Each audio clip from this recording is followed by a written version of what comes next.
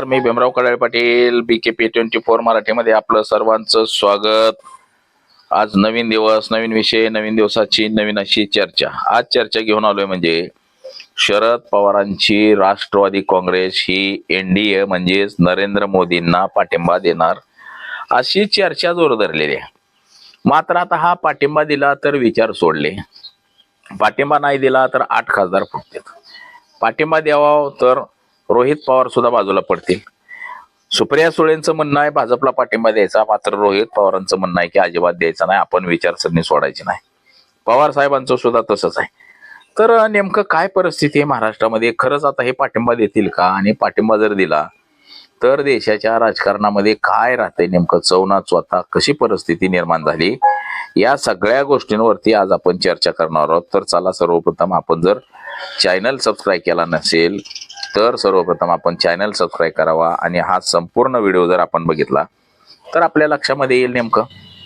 आणि त्याचबरोबर शरद पवारांची जी राजकीय कारकीर्द आहे, शरद पवारांनी डायरेक्ट आमदार झाले का नगरसेवक झाले का बारामती नगरपालिकेचे नगराध्यक्ष म्हणून काम पाहिलं आणि त्याच्यातून ते पुढे गेले, हे सगळ्या विषयाची आज आपण चर्चा करणार आहोत. त्यासाठी आपण हा संपूर्ण व्हिडिओ पाहिला तर आपल्या लक्षामध्ये येईल.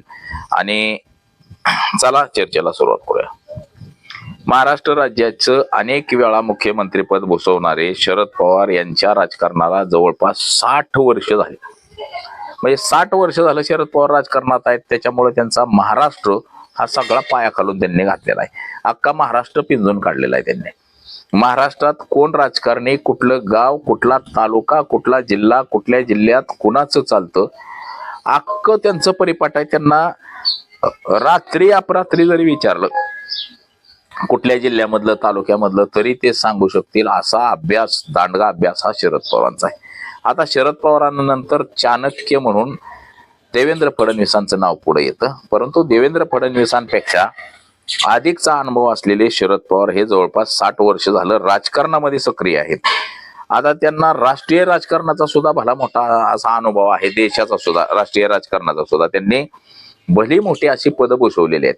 महाराष्ट्र राज्याचं मुख्यमंत्री ते देशाचं केंद्रीय गृहमंत्री म्हणून पद भूषवलेली त्यांनी आहेत आजपर्यंत. तर शरद पवारांच्या राजकारणाची सुरुवात ही वयाच्या 1960व्या वर्षी, म्हणजे शरद पवार 20 वर्षाचे असताना बारामती नगरपालिकेला निवडून आले.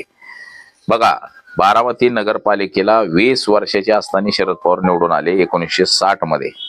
आणि त्यानंतर 1967 मध्ये ते पहिल्यांदा महाराष्ट्र राज्याच्या विधानसभा निवडणुकीमध्ये निवडणूक लढले आणि ते जिंकले. देशातले सर्वात तरुण आमदार म्हणून त्यांची नोंद झाली. 1978 मध्ये वयाच्या 68व्या वर्षी ते महाराष्ट्र राज्याचे तरुण मुख्यमंत्री म्हणून झाले.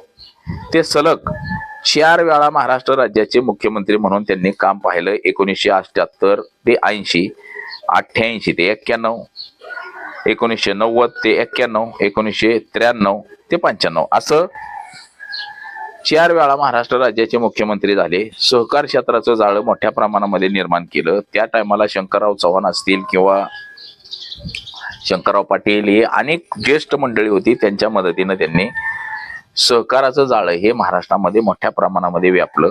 आणि राष्ट्रीय राजकारणामध्ये सुद्धा ते 1991 मध्ये राष्ट्रीय राजकारणामध्ये गेले. 1991 ते 93 मंत्रीपद होतं त्यांच्याकडे. 93 ते 96 मध्ये सुद्धा बघा, PV नरसिंहराव जे पंतप्रधान होते देशाचे, त्या कार्यकाळामध्ये ते देशाचे संरक्षण मंत्री म्हणून त्यांनी काम पाहिलं. 1999 त्यांनी काँग्रेस पक्ष सोडला. सोनिया गांधी यांचा परदेशी मुद्दा, म्हणजे सोनिया गांधी ही इटलीची आहे, परदेशी आहे आणि ती आमच्या देशाची पंतप्रधान होते, होऊ नये म्हणून अशी भूमिका घेतली आणि त्यांनी 1999 पक्ष सोडला. त्यानंतर 10 जून 1999 PA संगमा आणि तारिक अनवर यांच्यासोबत त्यांनी राष्ट्रवादी काँग्रेस पक्षाची स्थापना केली, NCP ची स्थापना केली. NCP ची स्थापना केल्यानंतर त्यांनी 2004 ते 2014 मध्ये मनमोहन सिंग सरकारमध्ये कृषी मंत्री आणि अन्न प्रक्रिया उद्योग मंत्री म्हणून काम पाहिलं. त्या काळामध्ये हरित क्रांती 2.0, कृषी कर्जमाफी, राष्ट्रीय विकास योजना यासारखे निर्णय घेतले. सलग 10 वर्षे ते केंद्रीय कृषी मंत्री म्हणून देशाचे राहिले. त्यानंतर 2014 महाविकास आघाडीचे शिल्पकार म्हणून त्यांना पाहिलं जातं. जे उद्धव सेना, काँग्रेस आणि राष्ट्रवादी काँग्रेसचं जे सरकार आलतं 2019 मध्ये आणलं होतं, ती आघाडी सुद्धा त्यांनी एकत्र येऊन स्थापन केली आणि उद्धव ठाकरे यांना राज्याचं मुख्यमंत्री केलं. त्यानंतर 2023 मध्ये त्यांचीच राष्ट्रवादी काँग्रेस अजित पवारांनी फोडली. त्यानंतर त्यांचं मूळ चिन्ह गेलं पक्षाचं, पक्ष गेला. नंतर दुसरं चिन्ह घेतलं तुतारी म्हणून त्यांनी. आणि एनसीपी सध्या बघा ते एनसीपीचे राष्ट्रीय अध्यक्ष आहेत, राज्यसभेमध्ये खासदार आहेत, चाणक्य नीती म्हणून त्यांना ओळखलं जातं, चाणक्य साखर सम्राट म्हणून ओळखलं जातं, तसंच किंग मेकर. मात्र त्यांची भूमिका ही गांधीवादी आणि धर्मनिरपेक्ष समाजवाद पक्षाची आहे.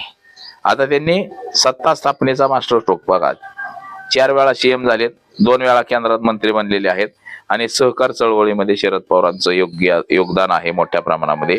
आता सध्या परिस्थिती अशी झालेली आहे त्यांची की सध्या राष्ट्रवादी काँग्रेसचे 2024 मध्ये ज्या लोकसभा विधानसभेच्या निवडणुका झाल्या त्यामध्ये 8 खासदार राष्ट्रवादी काँग्रेस शरद पवारांचे निवडून आले, 10 आमदार निवडून आले. आता यावेळी एक संघ राष्ट्रवादी काँग्रेस असताना त्यांचे 8 खासदार 9 खासदाराच्या वरती खासदार निवडून आले नाही. मात्र आता त्यांचे 8 खासदार आले, अजित पवारांचा एक आला, 9 खासदार निवडून आलेले. आता सध्या केंद्रामध्ये अशी परिस्थिती झालेली आहे की नरेंद्र मोदी यांना सगळ्या पक्षांना एकत्र घ्यायचे आणि देशात विरोधी पक्ष नेता ठेवायचा नाही आणि आपण हुकुमशहा बनायचं. जसं जपान असेल, जर्मन असेल, चायना असेल, तिथं जसा तो हुकुमशहा आहे तशा पद्धतीनं त्यांना लोकशाही मोडीत काढून हुकुमशहा बनायचे. त्याच्यासाठी हे सगळे आटापिटा चाललेला आहे. सध्या भारतीय जनता पक्ष आणि मित्र पक्षांकडे मिळून जवळपास 300च्या वरती जागा झालेल्या आहेत, 300च्या वरती खासदार. मात्र जी काही विधेयक मंजूर करायची असतात अवघड्यातली, म्हणजे ज्या विधेयकामुळं भारताची घटना आपण बदलू शकतो, बरंचसं काय करू शकतो, हे जेव्हा करायचं असेल त्यावेळेस मात्र 1/3 बहुमत लागतं. तर आता 1/3 बहुमत जमवाजमवीचं काम सुरू झालेलं आहे.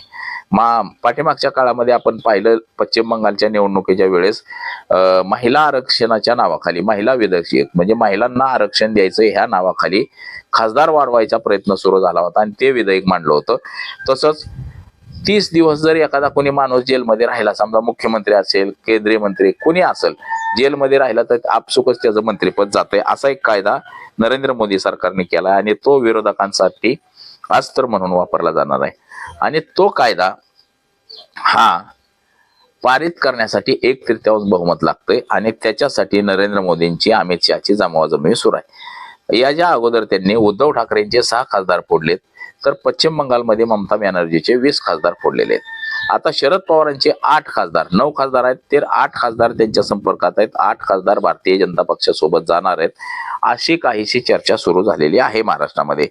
म्हणजे दबाव तंत्राचं राजकारण सुरू झालेलं आहे. आता याबाबत बघा, स्पष्ट असं शरद पवारांनी अद्याप तरी सांगितलेलं नाही आणि सांगितलं जरी नसलं तरी राष्ट्रवादी काँग्रेसचे 8 खासदार फुटणार आहेत अशी मात्र चर्चा जोरदार आहे महाराष्ट्रामध्ये. उद्धव ठाकरेंचे 6 खासदार फुटले, तसेच आता हे खासदार फुटतील अशी चर्चा महाराष्ट्रात चांगला जोर धरलेला आहे. आता सध्या ही फक्त चर्चा सुरू आहे. शरद पवारांनी अजून तरी काय जाहीर केलेलं नाही की आम्ही एनडीए सोबत जाणार, असं जाहीर केलेलं नाही. मात्र उलट सुलट चर्चा ही राज्याच्या राजकारणामध्ये नेहमीच सुरू असते आणि जर शरद पवारांची राष्ट्रवादी जर तिकडे गेली तर मात्र राज्याच्या राजकारणामध्ये पुन्हा एकदा भूकंप होईल, देशाच्या राजकारणामध्ये भूकंप होईल हे आपल्याला दिसतंय. आता बघा, 7 जुलै 2026 ला मुंबईच्या एका पंचतारांकित हॉटेलमध्ये शरद पवार गटाचे जयंत पाटील आणि भाजपचे विनोद तावडे यांची 3 तास गुप्त मीटिंग झालेली आहे. आता यामध्ये भाजप सोबत गेलं तर आम्हाला काय मिळणार आहे, म्हणजे सुप्रिया सुळेला केंद्राच्या मंत्रिमंडळामध्ये घ्या, अजून कोणाला तरी घ्या, अशी काहीशी चर्चा आता सुरू असणार आहे. आता शरद पवारांचे 8 खासदार आहेत. आता 8च्या 8 जाणार आहेत का, नेमकं किती जातील हे सुद्धा महत्वाचं आहे. आता 8 खासदार आणि 10 आमदार आहेत. तर असं वाटतंय की आपण भारतीय जनता पक्षासोबत आपल्याला जायला नको. काही जणांना वाटतं की भारतीय जनता पक्षासोबत जाऊ, आपण सत्तेत जाऊ, आपल्या ज्या भ्रष्टाचाराच्या चौकशा अमकं तमकं आपण ज्या अडचणीत येऊ त्या अडचणीत येण्यापेक्षा आपण पक्ष प्रवेश करू, तिकडे जाऊ, आपण त्यांच्या सोबत गेलो तर सगळ्या चौकशा थांबतील, असं काही जणांना वाटतंय.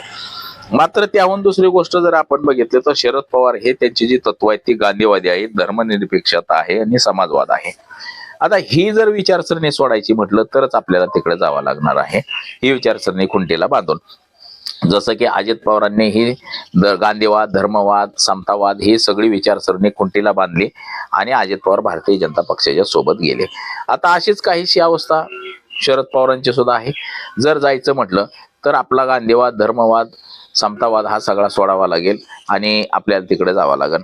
मात्र यामध्ये सगळ्यात या गोष्टींमध्ये सगळ्यात आपल्याला एकंदरीत असं दिसतंय की सुप्रिया सुळे यांना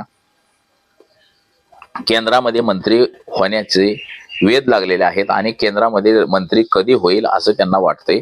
शरद पवारांना सुद्धा वाटतंय की जाता जाता आपल्या मुलीला केंद्रामध्ये मंत्री करून जाऊ, म्हणजे बाकीचं राहिलं हे, नाहीतर हे लोक आपला पक्ष सगळा नेस्तनाबूत करून टाकतील.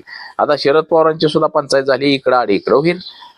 सत्तेसोबत जावं तर लोक नावं ठेवणार आहेत, सत्तेसोबत नाही जावं तर हे खासदार फुटणार आहेत. म्हणजे अशी परिस्थिती आता राष्ट्रवादीची सुद्धा करून ठेवलेली आहे.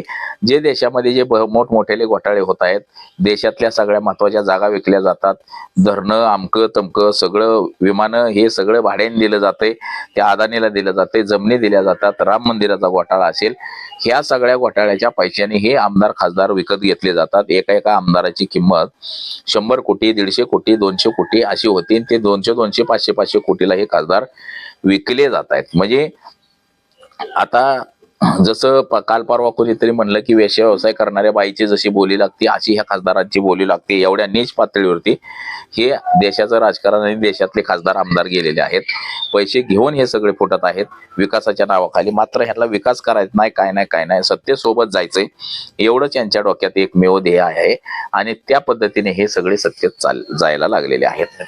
बघा, तर आज एकंदरीत असं आहे की शरद पवार हे एनडीए सोबत जातील असं एकंदरीत दिसतंय. शरद पवार जर सगळेच पक्ष जर भाजप सोबत जर गेले तर विरोधात कोण राहणार आहे, विरोधात काय शिल्लक ठेवायचंय का नाही भारतीय जनता पक्षाला, हे सुद्धा महत्वाचं आहे.